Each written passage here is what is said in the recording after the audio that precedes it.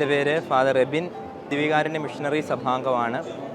ഞങ്ങൾ friends of the holy Eucharist എന്ന് പറയുന്ന ഒരു മിനിസ്ട്രിയുടെ നേതൃത്വത്തിലാണ് ഇഫിയാത്ത് മിഷനിൽ നിന്നും ഒരു ക്ഷണം കെട്ടി ദിവികാരുണ്യ അത്ഭുതങ്ങളുടെ എക്സിബിഷനുമായിട്ട് ഈ ഹാളിലായിരിക്കുക.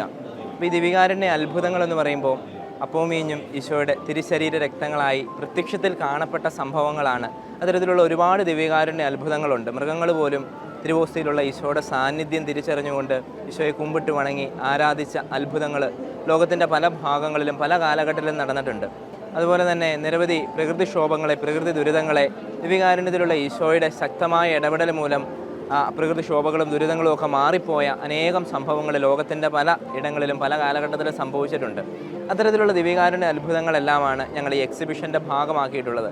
യഥാർത്ഥത്തിൽ ഇത് വിശുദ്ധ കാർലോസ് അക്യൂറ്റിസിൻ്റെ സൈറ്റിൽ നിന്നും ഞങ്ങൾ എടുത്തതാണ്. മലയാളത്തിലോട്ട് എല്ലാവർക്കും അവൈലബിൾ ആകുന്ന രീതിയിൽ ഞങ്ങളിങ്ങനെ എക്സിബിറ്റ് പള്ളി ഇടവകൾ തോറും പോയിട്ട് ഞങ്ങൾ ഈ ഒരു ശുശ്രൂഷ ചെയ്യുന്നുണ്ട്. അപ്പോൾ ആളുകളെ ദിവികാരുണ്യത്തോടുള്ള ഭക്തിയിലും സ്നേഹത്തിലും വളർത്തുക എന്നുള്ള ഏക ഒരു ഉദ്ദേശം മാത്രമാണ് ഞങ്ങൾ ഈ ശുശ്രൂഷ ചെയ്യുന്നതിൻ്റെ പിന്നിലുള്ളത്.